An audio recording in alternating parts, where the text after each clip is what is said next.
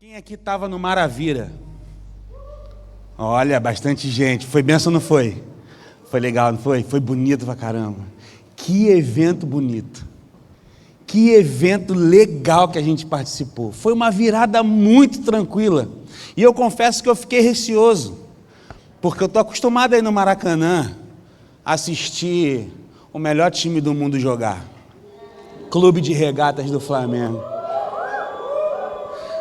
Estou acostumado. E quando o Flamengo joga, é um caos. Porque o Flamengo é o melhor time do mundo, mas a torcida é a torcida do mal. André falou que eu estou precisando de libertação.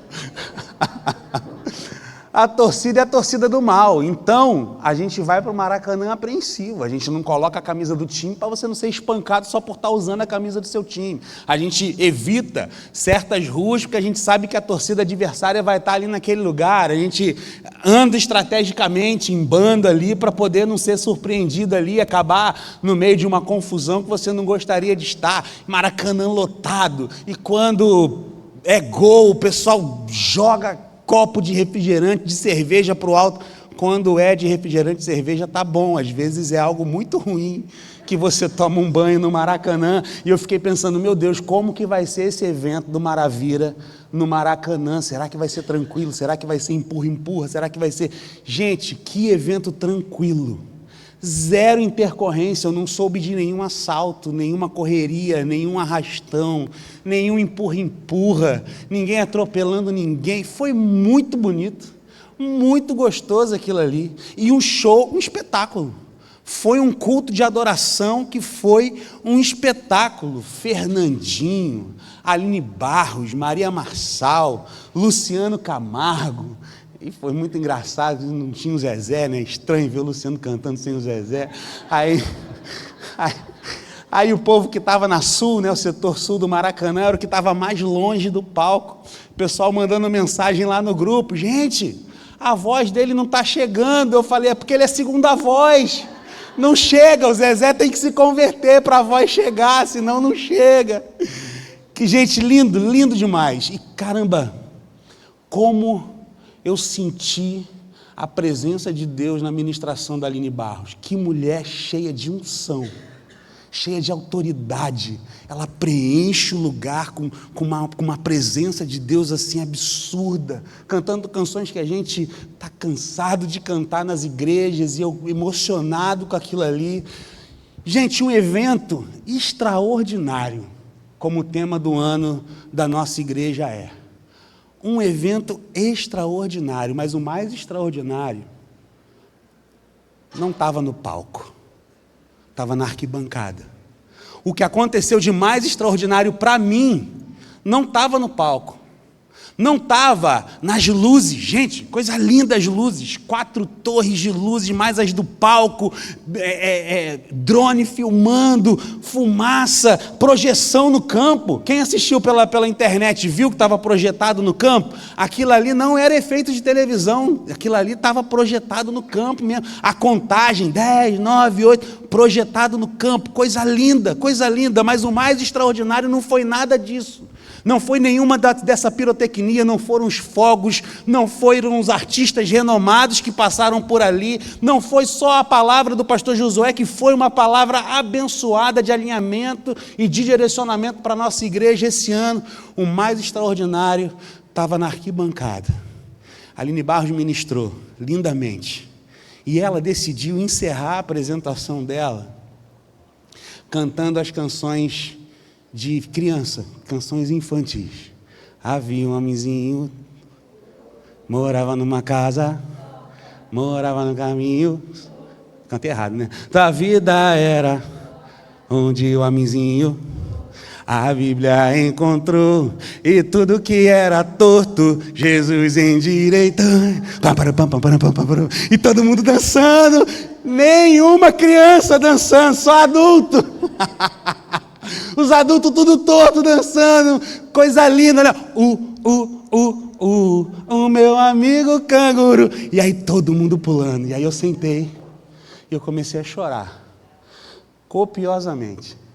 Aí o meu caçula olhou para trás, pai, você está chorando? Tipo, Uma canção de criança, todo mundo feliz, você está chorando. É, filho, o pai, quando sente a presença de Deus, o pai chora. Eu sou manteiga derretida mesmo, sabe como é que é? Mas eu chorei porque a cena era o meu amigo canguru sendo ministrado. Aí a minha esposa, meu filho mais velho e meu caçula pulando. Meu amigo canguru. E eu choro porque há 15 anos atrás, quando meu moleque tinha 5 anos, na sala da minha casa, eu vi a minha esposa pulando o canguru junto com o meu filho, com o meu mais velho. Ele poderia estar em qualquer lugar desse mundo na virada do ano. Virada do ano costuma ser bagunça, cachaçada, droga, farra, praia de Copacabana, bebedeira, amigos levando para o mau caminho. Quantas viradas de ano eu, jovem adolescente, passei bêbado. Mas o meu filho decidiu ir para um culto no Maracanã, passar com a família dele e dançar o canguru junto com a mãe dele. Eu choro não pela dança, eu choro não pelas músicas que foram cantadas, não por aquele momento ali, eu choro porque eu lembro do caminho, eu lembro da caminhada, eu sei de tudo que a minha esposa abriu mão na vida dela para poder criar os filhos no caminho do Senhor. Quantos sonhos ela abriu mão, sonhos acadêmicos, sonhos de carreira, sonhos que ela tinha na vida dela, interrompeu uma faculdade faltando 1 ano para acabar, porque ela entendeu, eu vou cuidar dos meus filhos nos caminhos do Senhor. E quantas e quantas e quantos dias eu via ela cantando músicas de louvor e adoração junto com os nossos filhos, e às vezes sem nenhum aplauso, sem ninguém reconhecer o que ela estava fazendo, sem ninguém dizer, Petra, parabéns. Pelo contrário, as amigas ficavam tripudiando. Você é dona de casa? Você fica em casa o dia todo, você não faz nada? Ah, porque eu tenho pós-doutorado em não sei o que. Ah, porque a minha promoção não sei o que lá. Ah, porque eu dei um upgrade na minha carreira. E a minha esposa lá, dançando a dança do canguru com meu filho. E hoje, 15 anos depois, a gente consegue ver o resultado de um trabalho silencioso que ninguém valoriza, mas os nossos filhos nos caminhos do Senhor, para a honra e glória do Senhor Jesus. Ali naquele instante, eu entendi que algo me acompanhou até aqui. Eu queria que a nossa igreja acompanhasse também, de certa forma, durante esse ano. E poder explicar para a igreja o que é de fato extraordinário. Extraordinário, ele não é o oposto de ordinário. Extraordinário não é antônimo de ordinário. Um não está contrapondo o outro. O extraordinário é o ordinário vivido com inteireza.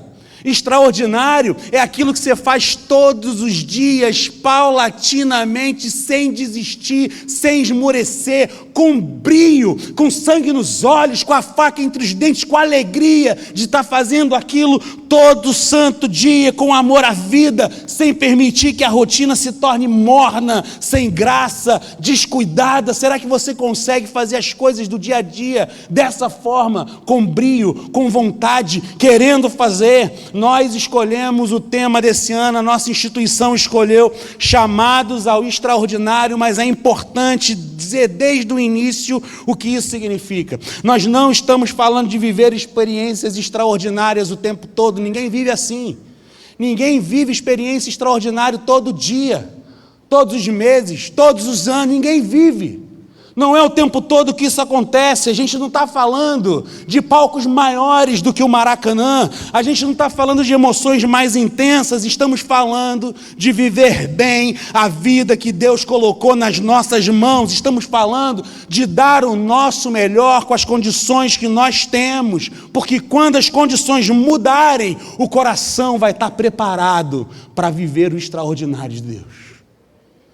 Viver o extraordinário é viver extraordinariamente com as condições que nós temos, para quando as condições melhorarem, a gente poder viver o extraordinário de Deus nas nossas vidas. O coração vai estar preparado. Extraordinário não é viver coisas grandiosas de vez em quando. Extraordinário é trabalhar direito quando ninguém está olhando. Extraordinário é criar filhos na presença de Deus. Extraordinário é permanecer fiel quando seria muito mais fácil dar uma relaxada. Extraordinário é cuidar do casamento no ordinário da semana, dia após dia, cuidando um do outro. É honrar a Deus no silêncio da rotina, é viver com densidade espiritual, mesmo quando o dia parece igual a todos os outros dias. A Bíblia está cheia de histórias assim. Histórias de pessoas simples, vivendo dias comuns, de pessoas que decidiram não se quebrar por dentro quando a fidelidade parecia não valer a pena, pessoas que não permitiram que a injustiça as tornassem amargas, que não deixaram o silêncio de Deus virar cinismo, que não negociaram caráter só porque o caminho ficou mais difícil. Talvez nenhum outro personagem bíblico represente isso tão bem quanto José. Gênesis capítulo 39, do 2 ao 6, depois pula para o 20, a gente lê até o 23. Gênesis 39, do 2 ao 6, depois pula para o 20 e vai até o 23.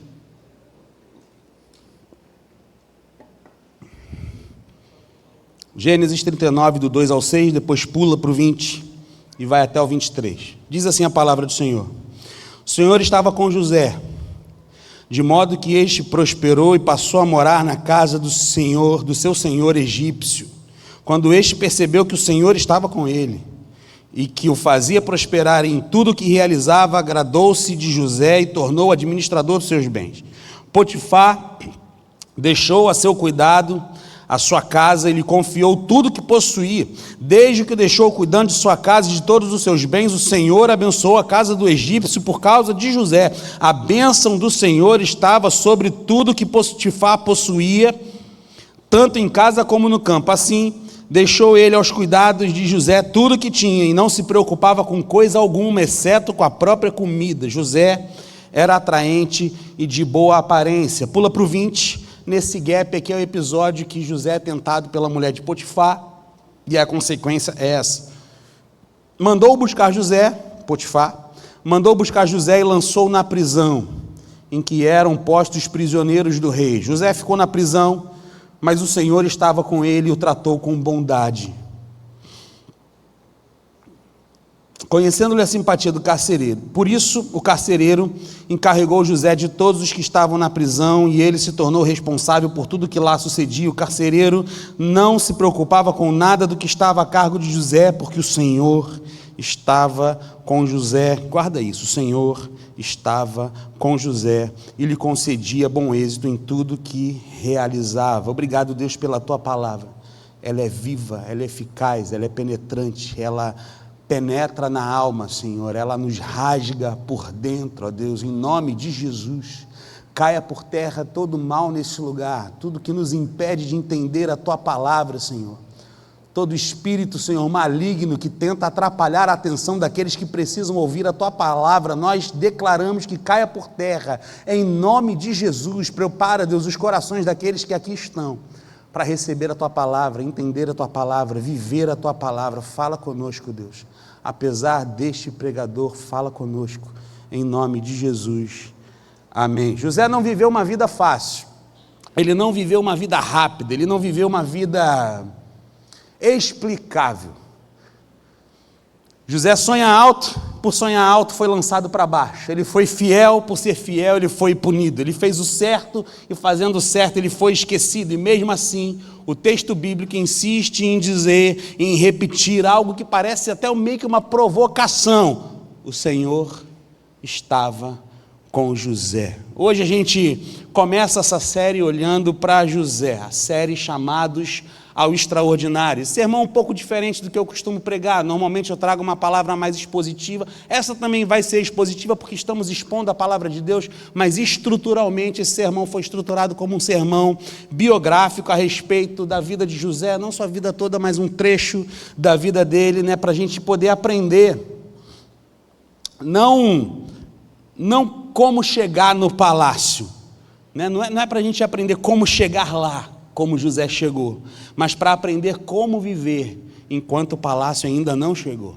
Para entender o que fazer quando a fidelidade parece não valer a pena. Para a gente reaprender a viver o ordinário, mas com peso do eterno nas nossas vidas. Porque o extraordinário que Deus quer formar em nós este ano, ele não começa no palco, ele começa no coração. Ele não começa no que aparece, ele começa naquilo que permanece. O primeiro ensinamento que José traz para a gente nesse texto, em primeiro lugar, é: quando a fidelidade parece não valer a pena, permanecer fiel no ordinário é extraordinário.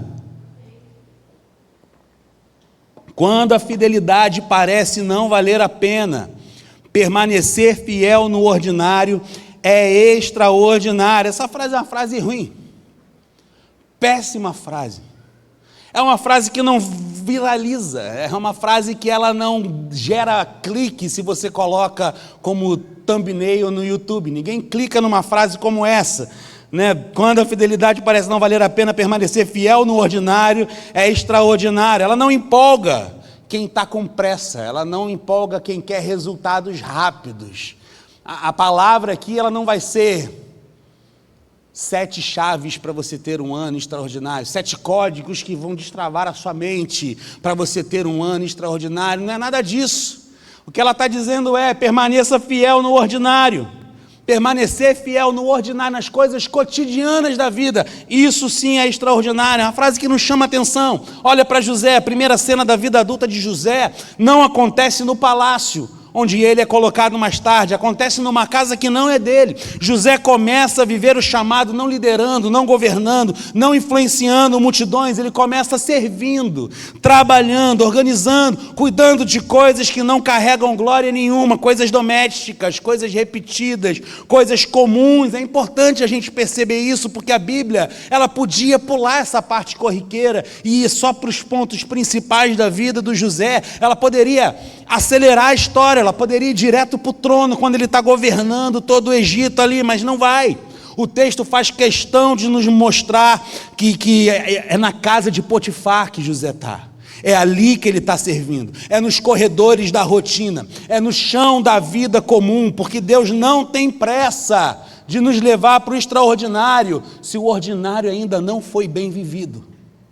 Deus não tem pressa de te levar para o extraordinário, se o ordinário ainda não foi bem vivido. José foi fiel em tarefas que não tinha nenhuma promessa explícita, não tinha nenhuma voz dizendo para ele: vai José, continua, isso vai valer a pena lá no final. Não tinha ninguém dando uma palavra de afirmação para o José, dando um tapinha nas costas, dizendo: olha José, você fez muito bem isso que você está fazendo. Não havia nenhum sinal de que o que José estava passando era uma espécie de treinamento para aquilo que ele iria viver. Não tinha nada disso. Ele simplesmente fez o que precisa ser feito e fez bem feito. Esses dias a gente estava conversando ali, e aí Natan comentou assim, citou a música do Charlie Brown Jr. Ele falou: às vezes eu faço o que quero, às vezes eu faço o que eu tenho que fazer. José estava fazendo aquilo que tinha que ser feito, e fez com zelo, fez com inteireza, fez com integridade, não porque alguém estava olhando, mas porque ele sabia que Deus estava.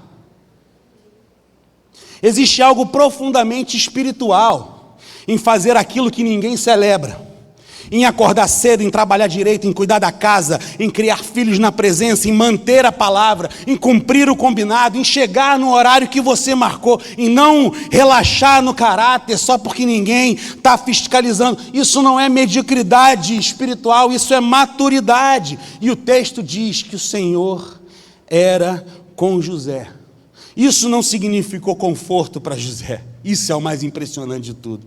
Não significou que José era um privilegiado, porque o Senhor era com José. Não significou proteção para José contra a injustiça que ele sofreu, mas significou presença. Deus estava com ele enquanto ele varria o chão, Deus estava com ele enquanto ele regava o jardim, Deus estava com ele enquanto ele lavava a louça, Deus estava com ele enquanto ele fazia comida. O Senhor era com José. É isso que o texto diz. Será que você se alegra quando você faz as coisas corriqueiras da vida? vida? Será que você consegue agradecer a Deus por ter que acordar cedo e varrer o quintal, varrer a casa, fazer uma faxina? Obrigado, Deus, eu tenho saúde, eu tenho casa para cuidar. Obrigado, Senhor, porque eu tenho vassoura para poder varrer. Obrigado, Deus, obrigado porque o Senhor fez o alho e hoje eu posso aqui refogar o alho para fazer um alhozinho refogado, porque arroz sem alho, não sei não como é que seria arroz sem alho. Obrigado porque o Senhor criou o alho. Você consegue agradecer a Deus por estar fazendo a comida que você faz? Obrigado, Deus, eu tenho comida na panela. Tem gente que não tem comida para fazer e eu estou reclamando que tenho que fazer comida todos os dias. Me perdoa, Senhor, eu quero te agradecer porque tem comida na panela,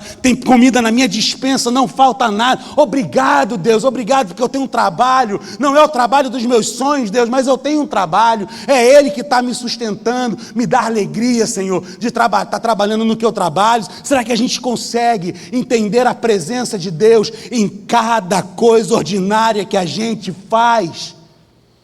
Você já parou para pensar que o seu Deus é um Deus que viveu o ordinário? Que Jesus, ele acordava com um bafo e ele tinha que escovar os dentes. Eu nem sei se tinha pasta naquela época. Alguma erva ele devia pegar e esfregar nos dentes para não ficar com bafo, porque eu não consigo imaginar Jesus com bafo. Você imagina? Eu não imagino Jesus com bafo. Eu imagino ele dando umas marteladas no dedo, aprendendo o ofício de carpinteiro. Eu imagino José ensinando: filho, você está fazendo errado, você está cortando errado aqui. Ele vendo o filho cortando errado e deixando para que o filho aprendesse coisas ordinárias na vida. Enquanto José organizava, olha só, isso aqui é que é mais interessante ainda. José, ele se alegrava com tudo isso, sabia que o Senhor é com ele, mesmo organizando coisas que não eram dele. A gente não consegue agradecer por coisas que a gente faz para a gente mesmo. José estava fazendo, dando o melhor dele, com coisas que não eram de José. E ele fazia com brio, com sangue nos olhos, com a faca entre os dentes, enquanto ele servia pessoas que talvez nunca reconheceriam o seu esforço. Vocês estão entendendo a vida de José aqui? A fidelidade de José, ela não era performática. A fidelidade de José não era estratégica, não era calculada. Ele não era fiel para ser promovido. Ele não fazia o que fazia para poder ter um cargo maior naquilo que ele fazia. Eu acho muito interessante isso. Tem gente que se aproxima de mim pelo fato de eu ser pastor e começa meio que despejar suas credenciais, de seus talentos e as suas habilidades, achando que de alguma forma isso vai promovê-lo aqui na igreja de alguma forma. Eu estou nem aí para os teus talentos. Eu não estou nem aí. A minha preocupação é com o teu caráter. Como é que você vive no dia a dia, como que você é no seu trabalho, como que você trata a sua esposa, como que você tem passado tempo com seus filhos. Eu me preocupo com gente, eu me preocupo com pessoa. Talento não é nada, talento a gente adquire, a gente treina. É muito melhor eu colocar um baterista aqui, que está aprendendo a tocar, mas que tem vida com Deus, do que colocar um profissional que não está nem aí para o Senhor. O show não é nada. O palco não é nada. Se as luzes se apagarem, se a gente não tiver microfone, se não tiver palanque, se não tiver telão, como é que fica a tua vida com Deus? Será que ela ainda existe? Ou ela só existe se tiver um louvor legal, um louvor bacana, um louvor que faça eu chorar ou me emocionar? Será que isso é o mais importante? Será que talentos e habilidades são o mais importante? Pastorei na nossa igreja, a liderança na nossa igreja, ela não parte dos talentos. Ela não parte do líder carismático, ela não parte do líder performático, ela parte do pastoreio, ela parte do cuidado. Quem vai ser líder aqui na nossa igreja? Quem está cuidando de gente. Quem está cuidando de gente na célula, quem está discipulando, quem está liderando célula, quem está multiplicando célula, quem está fazendo o reino de Deus avançar de forma orgânica, com pessoas sendo cuidadas de forma saudável. Esses é que serão líderes, gente que tem caráter, que não negocia os seus valores. A fidelidade de José não era performática, ele era fiel porque ele decidiu não se fragmentar por dentro. Ele não permitiu que o ambiente definisse o seu caráter. Ele não deixou que o lugar pequeno diminuísse a sua alma. E aqui existe um confronto silencioso para nós, porque muitas vezes o que chamamos de cansaço espiritual é, na verdade, uma frustração por não ver os resultados. A gente cansa não porque está sendo fiel, mas porque está esperando uma recompensa daquela fidelidade. A gente espera algo em troca, e quando a recompensa demora, o coração ele começa a negociar, ele começa a afrouxar, ele começa a dizer: é só dessa vez, eu tenho sido fiel até aqui, é só um pouquinho agora. E aí ele vai começando a viver no automático. Mas José ele nos ensina outra coisa. Ele nos ensina que o ordinário pode ser vivido de duas formas. Ele pode ser vivido com descuido, ele pode ser vivido relapso, relaxado, de qualquer jeito, no automático, fazendo o que deu para fazer, ou pode ser vivido com brio, com sangue nos olhos, com a faca entre os dentes, dando o melhor do que pode em tudo aquilo que faz. Pode ser vivido com reclamação ou com gratidão, pode ser vivido de qualquer jeito, ou pode ser vivido diante de Deus. O extraordinário não está na tarefa, está na forma como o coração se posiciona dentro dela. O extraordinário não está naquilo que eu faço. O extraordinário está na forma como o coração se posiciona dentro daquilo que eu faço. Vocês entenderam isso? Amém? Isso fala com quem trabalha e acha que ninguém vê. Fala com pais e mães que se perguntam se todo o esforço vale realmente a pena. Fala com quem serve e não recebe reconhecimento. Fala com quem faz o certo e parece ficar sempre para trás. Fala com quem vive dias iguais e teme estar desperdiçando a vida porque está dando o resto dos seus dias para o Senhor. Mas o que a Bíblia está dizendo para a gente é algo simples, mas profundo. Deus está formando em nós enquanto permanecemos fiéis no ordinário.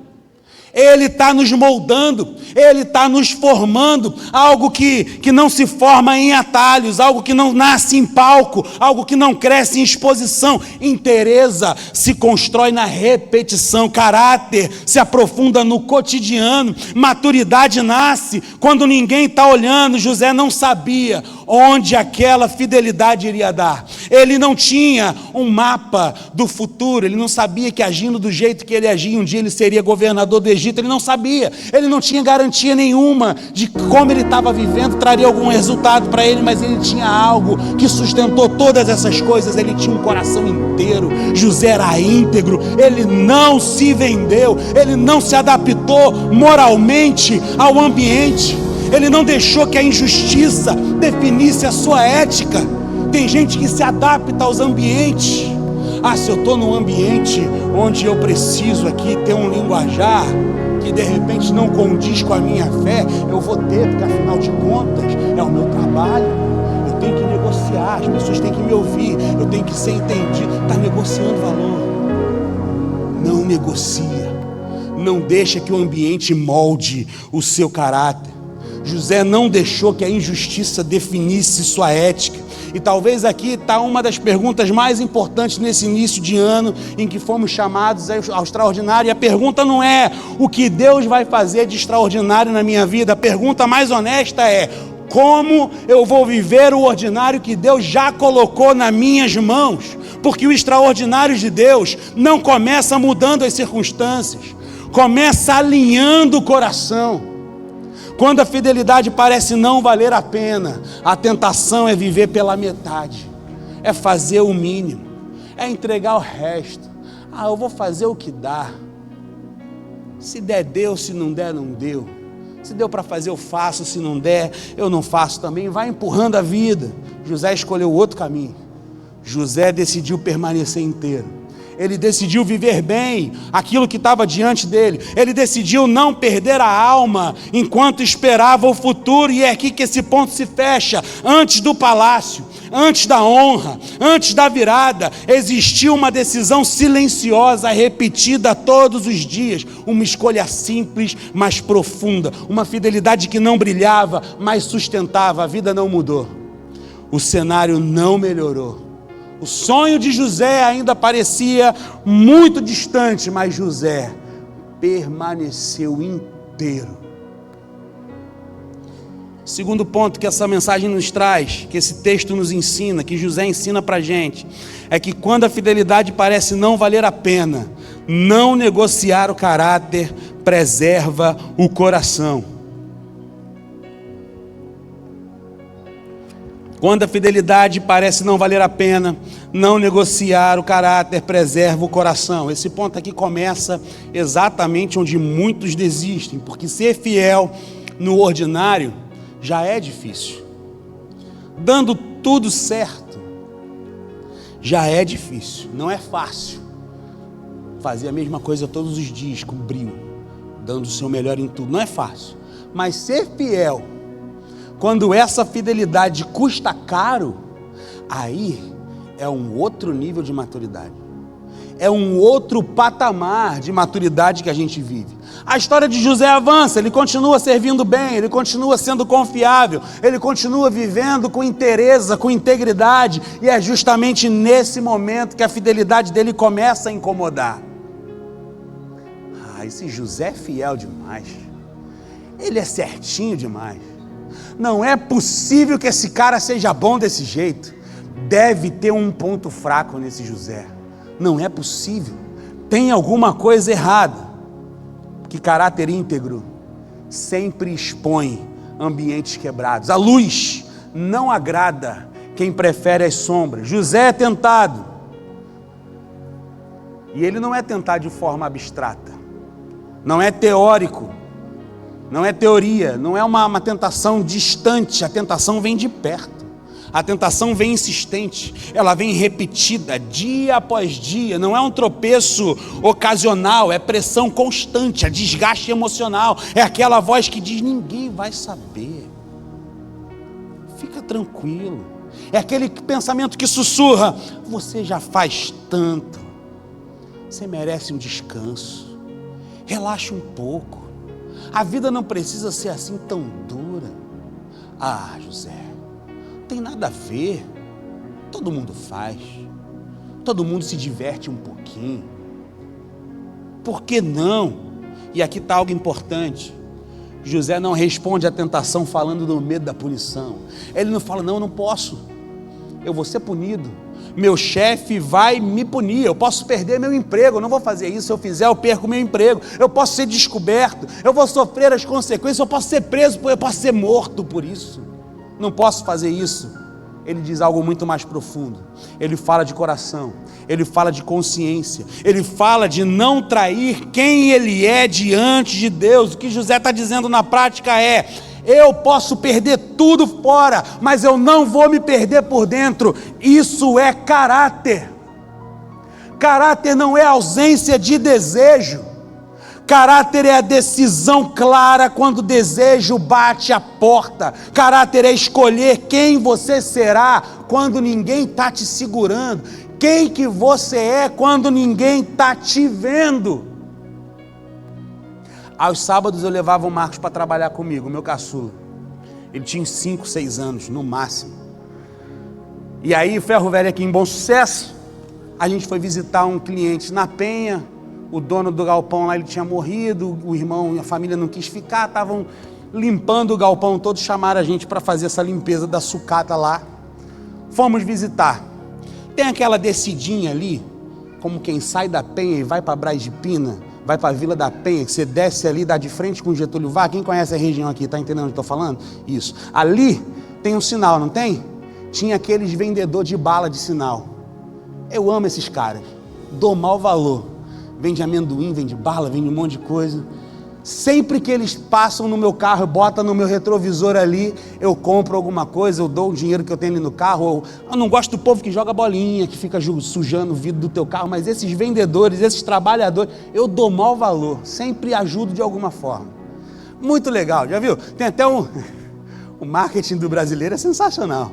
Papelzinho é: me ajude a não morar com a minha sogra, bala R$2. Maravilhoso, maravilhoso. Peguei, aceita Pix? Aceita. Qual é a chave Pix? Está aí no papelzinho. Posso fazer depois? Pode. Peguei, era um amendoim confeitadozinho, aqueles amendoim de chocolate, amendoim coloridinho, não sei o quê. Dei pro Marcos. Dei na mão dele. E aí nada do Marcos abrir o pacote de amendoim. Falei, vai comer não? Pai, e o Pix? Pode comer, cara, eu vou fazer o Pix. Assim que o carro parar, eu pego o celular e faço o Pix, tá bom. Não abriu o pacote de amendoim. Chegamos na frente do galpão.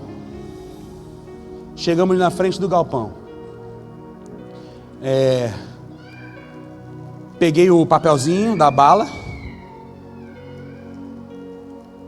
Abri o aplicativo do meu banco. Fiz o Pix. Mostrei para ele. Concordo, Rebeca.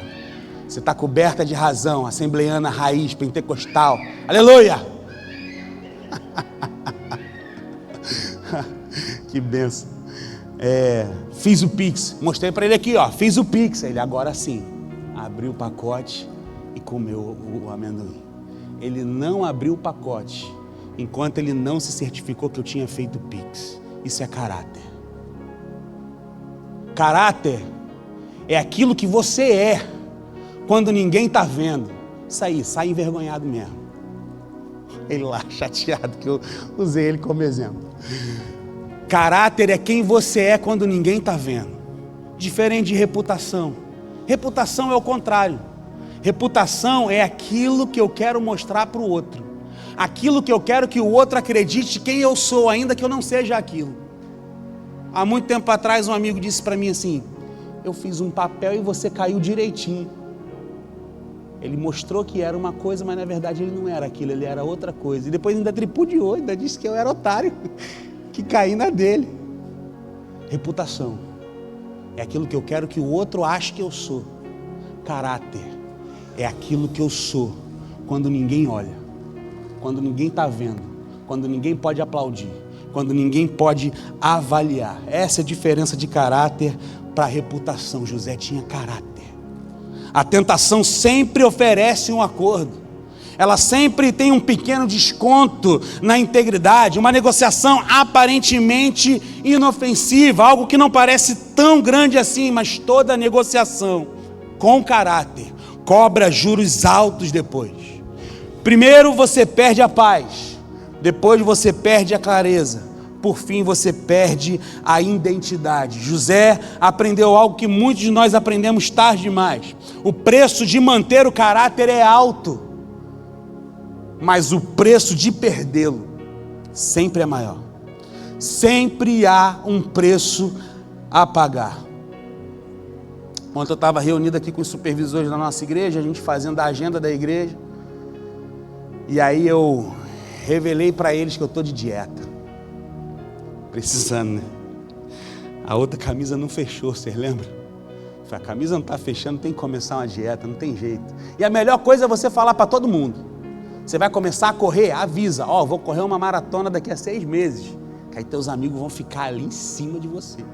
Avisei, agora estou avisando para a igreja toda. Avisei de manhã, estou avisando agora de noite. Estou de dieta. Não estou comendo açúcar refinado. Não estou comendo massa.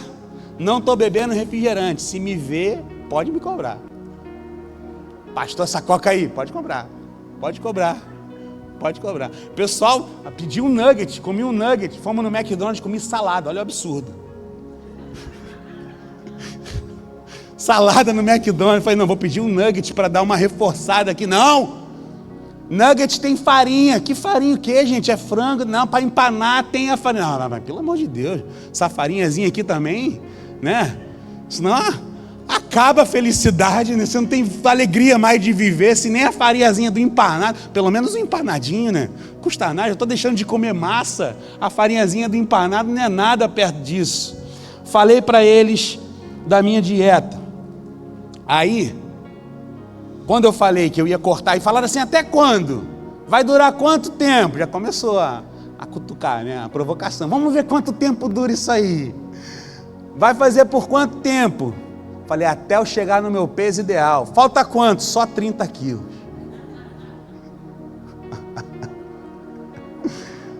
Quando eu chegar em 86 eu volto. A de vez em quando consumir alguma dessas coisas que eu parei totalmente. Alguém disse assim, eu não consigo. Isso para mim é um preço muito alto a se pagar. Eu falei, é verdade. Vocês estão tudo aí comendo lasanha, bebendo Coca-Cola na minha frente, parabéns para vocês. Comendo torradinha com café, eu não posso comer nada disso, isso é um preço alto a pagar. Só que ter a pressão alta é um preço muito mais alto. Ter o triglicerídeo alto é um preço muito mais alto. Ter o ácido úrico alto que me fez perder um rim é um preço muito mais alto. Qual é o preço mais alto? Parar de comer o que eu gosto, que eu nem preciso para viver, mas eu só gosto? Ou um rim? O que custa mais? Pesquisa aí no mercado negro quanto custa um rim. O preço é alto. Seja de um lado, seja do outro. Qual é o preço que você vai querer pagar? Você vai querer pagar o preço de ter um caráter irrepreensível? Ou vai querer o preço de não ter esse caráter irrepreensível?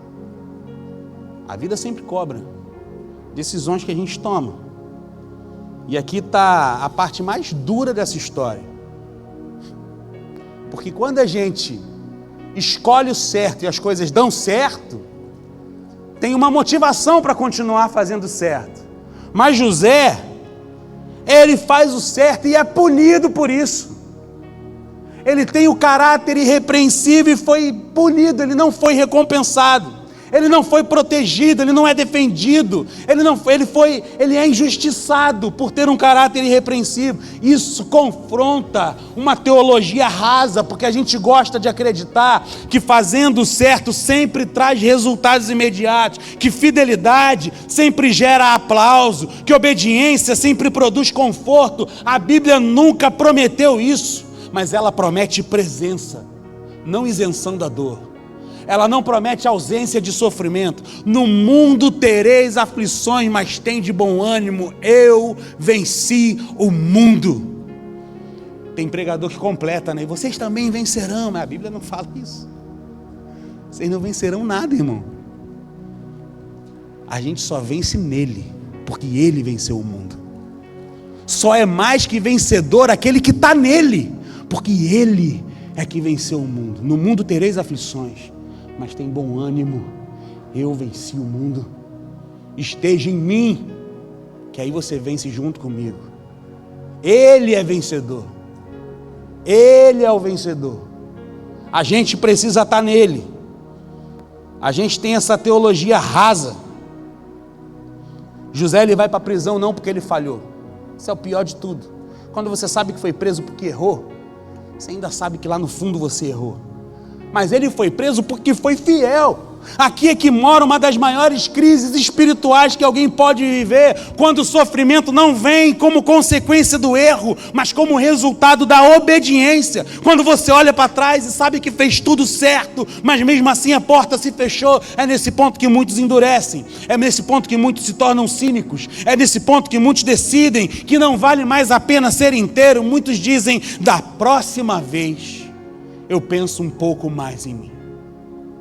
Da próxima vez, a farinha pouca, meu pirão primeiro. Da próxima vez, eu vou ceder um pouco. Da próxima vez eu faço como todo mundo faz, até porque todo mundo faz.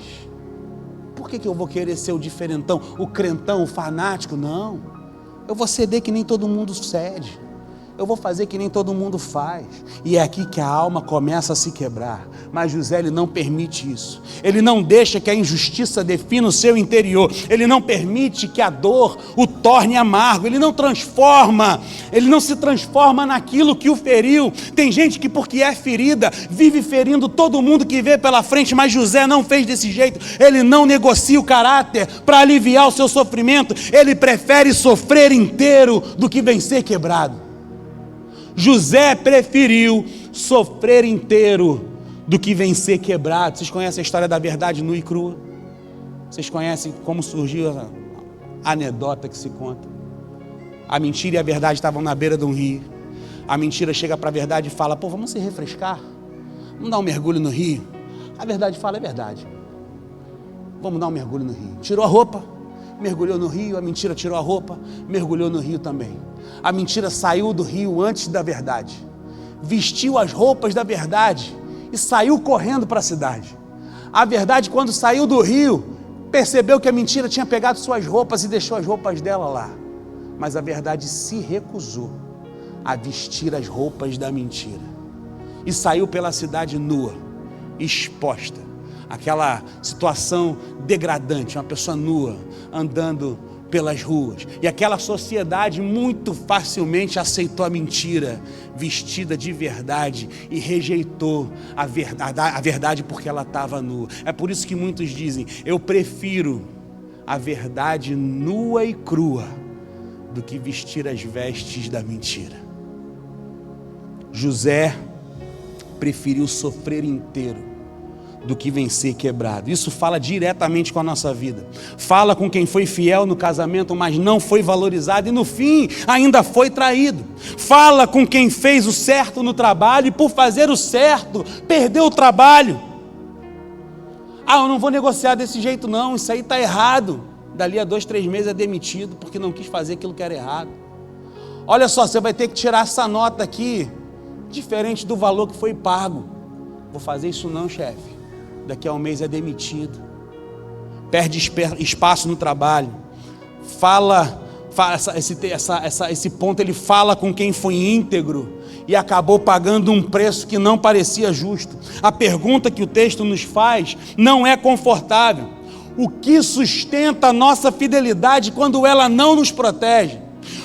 O que segura o nosso caráter quando fazer o certo parece nos prejudicar? O que nos impede de negociar valores quando o custo fica alto demais? José nos ensina que caráter não é algo que se usa quando convém, é algo que se preserva quando tudo convida a desistir. Ele entende que perder a liberdade é menos grave do que perder a integridade, a inteireza, que a prisão ela pode cercar o corpo, mas não precisa aprisionar a alma. E aqui tem um aprendizado duro, mas libertador. Deus não nos chama apenas para fazer o certo quando isso dá certo.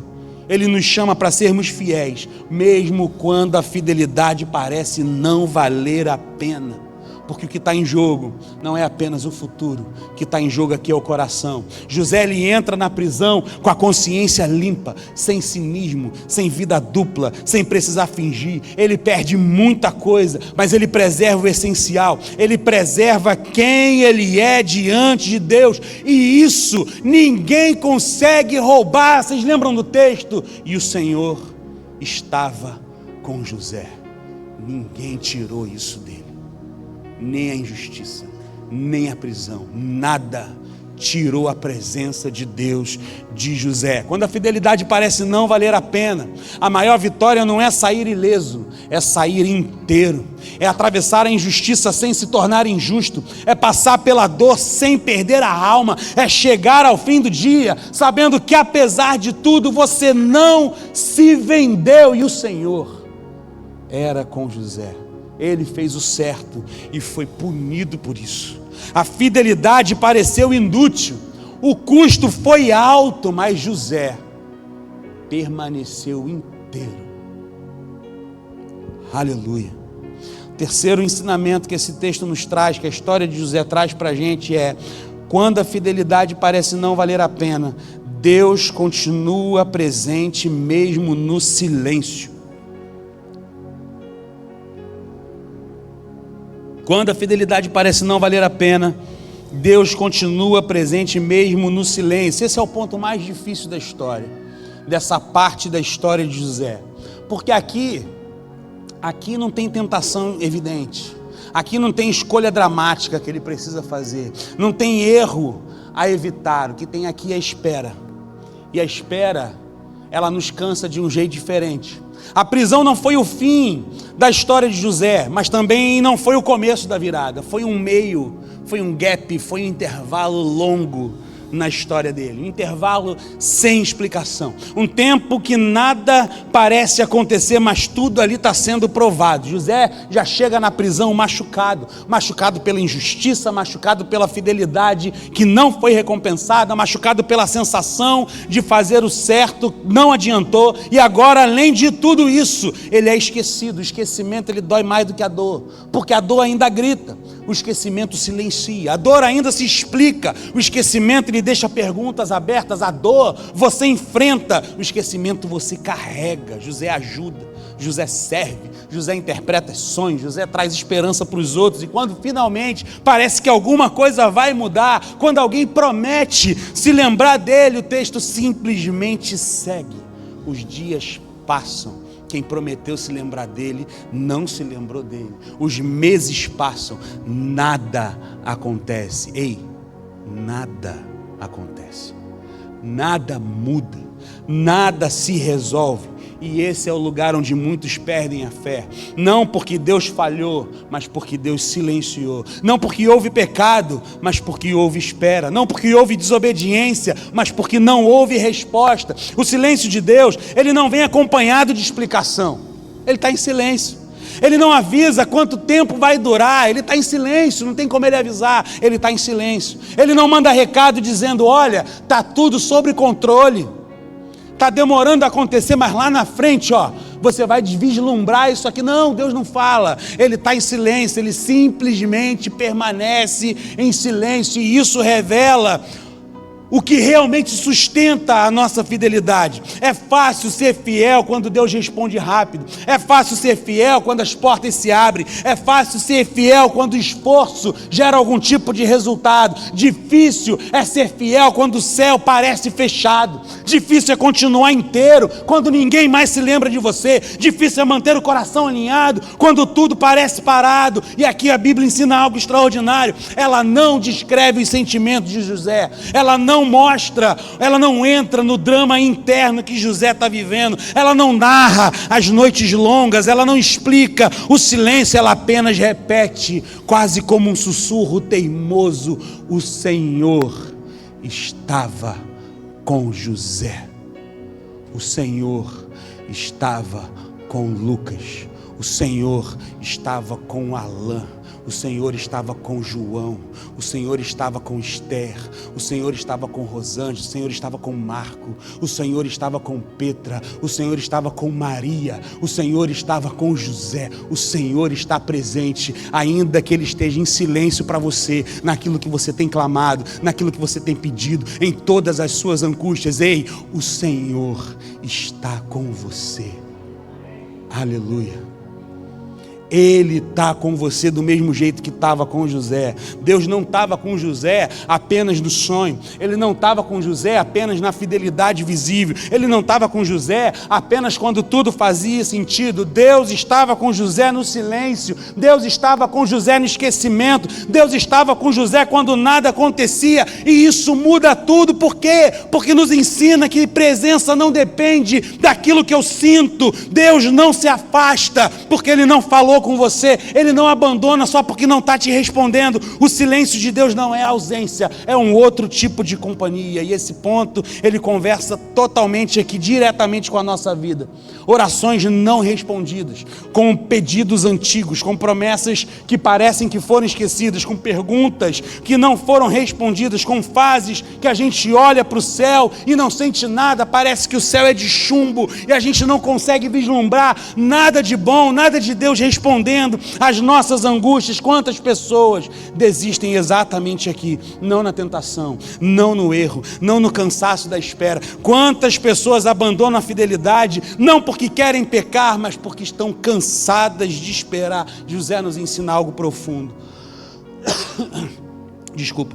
O silêncio ele não é um intervalo vazio. Silêncio é um espaço de formação. Silêncio é Deus nos formando, moldando o nosso caráter. Enquanto nada acontece por fora, algo está sendo firmado por dentro.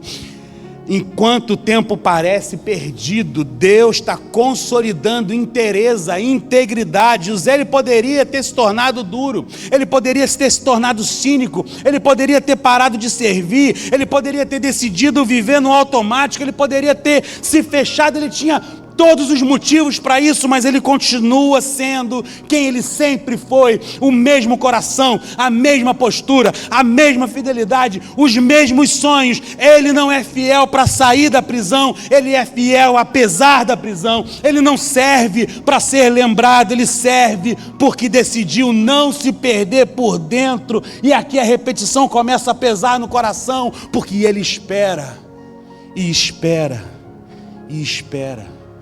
O tempo passa e nada muda, o silêncio permanece. É a resposta de Deus para José: silêncio. Anos de silêncio, 2 anos de silêncio, mas o Senhor estava com José. O Senhor estava com José. O Senhor estava com José. Essa frase, ela não acelera a história, ela sustenta a alma. Essa frase, ela não explica o processo, mas ela impede o colapso. Essa frase, ela não tira José da prisão, mas não deixa a prisão entrar em José. Quando a fidelidade parece não valer a pena, a maior tentação não é o pecado visível, é o abandono silencioso, é desistir por dentro, é deixar o coração esfriar, é permitir que o silêncio de Deus se transforme em distância. José, ele atravessava o silêncio sem se quebrar. Ele não perde a fé, ele não perde a dignidade, ele não perde a identidade. Ele atravessa o tempo escuro segurando algo simples e poderoso. Deus continua presente na minha vida. Obrigado, Joyce. Talvez hoje esse seja o ponto mais próximo da tua vida, não o erro, não a tentação, mas o silêncio, a espera, o tempo que não passa, a oração que não é respondida, a fidelidade que parece não valer a pena. Se esse é o seu lugar, a história de José não te promete pressa, ela te promete presença. Ela não te promete explicação, te promete companhia. Você não está sozinho, você não está só. O Senhor estava com José.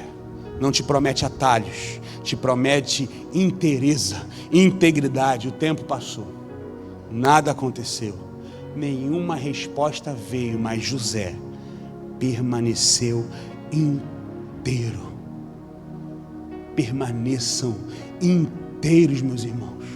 Não se vendam, em nome de Jesus. Não venda a sua integridade. Permaneça firme com o Senhor. Eu estou caminhando para o final, estou chegando à conclusão já dessa mensagem. Ao longo dessa história, a gente aprendeu a olhar para José não como um herói inalcançável, mas como alguém que decidiu não se quebrar por dentro. Ele não venceu a morte, ele não venceu porque foi forte. Ele venceu porque permaneceu inteiro enquanto servia, inteiro quando foi injustiçado, inteiro quando foi esquecido, inteiro quando ninguém via sentido. O extraordinário da vida de José não está no dia que ele chega no palácio, está nos anos em que ele não desistiu de ser quem ele era antes de chegar no palácio. Está nas escolhas silenciosas, está na fidelidade que não tinha garantia nenhuma, está no coração que não se fragmentou quando tudo parecia conspirar para isso. Talvez esse seja o ponto mais importante para o início desse nosso ano. Deus não está chamando a gente para o extraordinário, para uma vida barulhenta. Ele está nos chamando a gente para uma vida com peso de eterno nas nossas vidas, uma vida vivida diante dele, uma vida onde o ordinário ele não se torna morno, nem automático, nem descuidado. Quando a fidelidade parece não valer a pena, a tentação não é abandonar a fé publicamente, a tentação é esvaziando por dentro, é continuar fazendo as coisas certas, mas sem coração, é continuar presente fisicamente, mas ausente espiritualmente, é sobreviver e não viver. José nos ensina que não é preciso entender o processo para atravessá-lo com dignidade, não é preciso ter resposta para permanecer fiel, não é preciso ver o final da história para viver bem o capítulo atual. O que sustenta a vida não é explicação, é a presença de Deus, e o Senhor estava com José. Talvez você tenha começado esse ano cansado, cansado de fazer o certo, cansado de esperar, cansado de ser fiel sem ver retorno, cansado de manter princípios enquanto outros avançam através de atalhos, através de gambiar. Se esse é o seu lugar, essa mensagem ela não é cobrança, ela é descanso para a sua vida. Deus vê aquilo que ninguém vê. Deus honra o que ninguém aplaude. Deus sustenta quem decide permanecer inteiro. Mas talvez você tenha começado esse ano vivendo no piloto automático, vivendo na teologia do Zeca Pagodinho, deixa a vida me levar, a vida leva eu, fazendo o mínimo, negociando pequenas coisas, se permitindo esfriar por dentro. O que der para fazer eu faço, se der deu, se não der, não deu. Eu faço o que eu posso, o que eu não posso eu não faço, ao invés de dar o seu melhor. Sabe, se esse é o seu lugar, essa mensagem para você é um convite a voltar a viver com brilho, com sangue nos olhos, com a faca entre os dentes, em cada pequeno detalhe da sua vida, voltar a dar o seu melhor, voltar a viver a fé com inteireza, porque o extraordinário não é viver experiências intensas de vez em quando, extraordinário é viver todos os dias com o coração alinhado, extraordinário é você trabalhar bem, é criar filhos com presença, é cuidar do casamento no ordinário da semana, é orar, mesmo quando parece que Deus está em silêncio, é não desistir de ser você, e saber que Deus te chamou para ser. Não desistir de ser aquilo que Deus te chamou para ser. José não sabia quando que a história iria mudar, quando que ia dar uma reviravolta. Ele não sabia como, ele não sabia porquê, ele sabia algo essencial: Deus estava com ele, e isso foi o suficiente para atravessar o tempo escuro sem perder a alma.